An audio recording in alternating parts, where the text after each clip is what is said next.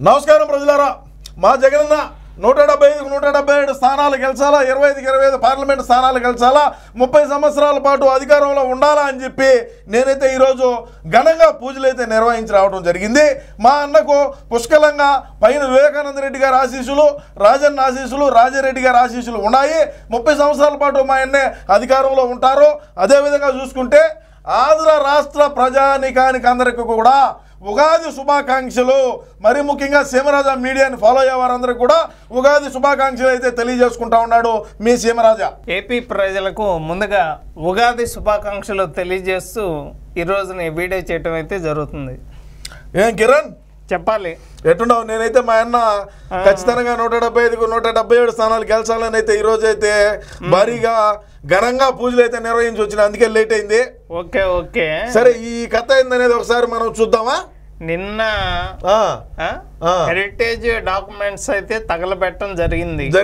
అది ఎందుకు తగలబెట్టారు అంటే ఇతను కొల్లి రఘురామరెడ్డి. సరే, ఇప్పుడు మనం ఒకసారి విశ్లేషణ చేద్దాం. ఎందుకంటే నీ అభిమానులు నీకు ఉంటారు, నా సీమరాజు అభిమానులు నాకు ఉంటారు. ఓకే, సరే, మన ఇద్దరి వ్యవహారం కూడా అందరికి తెలిసిందే. ఇకపోతే తగలబెట్టేశారు. ఎన్నికల ముందు సిఐడి ఘనకార్యం అంటే ఇప్పుడు ఎన్నికల ముందు కదా, మా పార్టీ మేము ఖచ్చితంగా గెలుచాము. మరి వీళ్ళు ఎందుకు ఇట్లా ట్రబుల్ పని చేశారా అంటే, మా జగనన్నకు సిఐడి వాళ్ళనే కాదు, ఎంతమంది కలెక్టర్ కోర్టు బోన్లు ఎక్కించాడు, కోర్టు బోన్లు పెట్టాడు, జైల్లో ఎంతమంది ఉన్నారు, ఐఏఎస్లు కానీ ఐపీఎస్లు కానీ. అంటే అన్న తండ్రిని అడ్డం పెట్టుకునే మేము ఆ పనులు చేశాము. మేమే స్వయంగా ముఖ్యమంత్రిగా ఉన్నప్పుడు ఇదేం మాకు ఒక లెక్క కాదురా.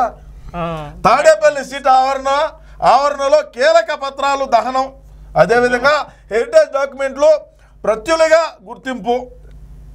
అంటే హెరిటేజ్ డాక్యుమెంట్లు అవన్నీ ఫేక్ అని కదా. ఇప్పుడు మేము ఎర్రి అయిపోయినలేదంటారు. ఇప్పుడు మేము ఎర్రి అయినాం లేదా? ఇప్పుడేముంది, ఒక నెల తర్వాత ఉంటది కదా. ఏం చేస్తారు మమ్మల్ని? మా ఎంట్రీ కాడ వరలేడు అన్నాడు మా ఆయన. మరి ఏం పీకలేరు అన్నగాడికి ఇప్పుడు జగన్మోహన్ రెడ్డి అధికారంలో ఉండగానే అస్సాంకి ఎందుకు ట్రాన్స్ఫర్ చేయించుకుంటున్నాడు? చూద్దాం. నిప్పంటించిన పత్రాల్లో కనిపించని హెరిటేజ్ కంపెనీ ఫైల్ కనపడలేదంట బా. యాక్చువల్ గా ఇప్పుడు ఇతను వెళ్ళిపోవటానికి, ఇవి తగలబెట్టడానికి చంద్రబాబు నాయుడు అరెస్ట్ చేసింది కదా ఈ మనిషే కదా. ఆ రోజు హెలికాప్టర్ లో తీసుకొని వెళ్ళి ఈ వైఎస్ రాజశేఖర్ రెడ్డి ఏ విధంగా అయితే చనిపోయాడో ఆ విధంగా చంపేద్దాం అనే ప్లాన్ కూడా వేసిన తర్వాత లేదు రోడ్డు మార్గాన తీసుకువెళ్ళటం అయితే జరిగింది. వాస్తవాలు కేసును తప్పుదారి పట్టించేందుకే టీడీపీ ఫైర్. ప్రింట్ సరిగా లేక కాల్ చేసామన్న సిఐడి ప్రింట్ సరిగా లేదంట. సరే, ఇప్పుడు ఒకటి చెప్తా ఈయన, మా వాళ్ళకైనా మా అన్న చెప్తాడు రా ఏమైనాను, మా జగన్ ఏమైనా చెప్తాడు. మీరు చేశారనుకో భలే ఏది మీరు అర్థం కాలా, భలే ఏది మాలో అంటాను. ఇప్పుడు నేనుండా, నాకు అంతర్జాతీయ ప్రధాన కార్యదర్శి ఇచ్చినాడు, నేను ప్రతిపక్షాలను రోజు మాట్లాడుతానే ఉండా. రేపు మా పార్టీ రాకంటే నా పని ఏంది? ప్రింట్ సరిగ్గా లేక కాల్ చేసామన్న సిఐడి ఏది ఈగలు రథాన్ని తగలబెట్టినాయి అని చెప్పి మందు తాగుతాయి, కోతులు పేపర్లు తీసుకెళ్ళి అసలు ఇవన్నీ భలే సెట్ అయిపోతా ఉంటాయి. దానికి రూల్స్ ఉంటాయని మరిచిన వైనం అంటే మేము ఏది కూడా అంటే మా అన్న చెప్పింది మేము ఆచి తూచి తప్పకుండా మేమైతే చేయాలా. మాకు ఏం మాట్లాడడానికి లేదు కిరణ్ బాబు, మేము ఖచ్చితంగా చేయాల్సిందేను. స్టేట్ నుంచి కొల్లి అవుట్ అంటే ఇప్పుడు ఎలక్షన్ టైము. సరే, ఇంక మళ్ళీ మేమే గెలుచాం, మళ్ళీ మేమే తెప్పిస్తాం ఆయన, అది వేరే విషయం. మేము 175 గెలుచాం, మళ్ళా కొల్లినే ఇడికి తెప్పించుకుంటాం. మళ్ళా పోలీసుల పరిశీలకుడిగా అస్సాంలో బాధ్యతలు. పోలీసుల పరిశీలకుడు అంట, అస్సాం పోయినాడు, అంతా అస్సామే. జగన్ కు ఎన్నికల కమిషన్ మరో శాఖ. వైసీపీ అస్మదియా ఐపీఎస్ గా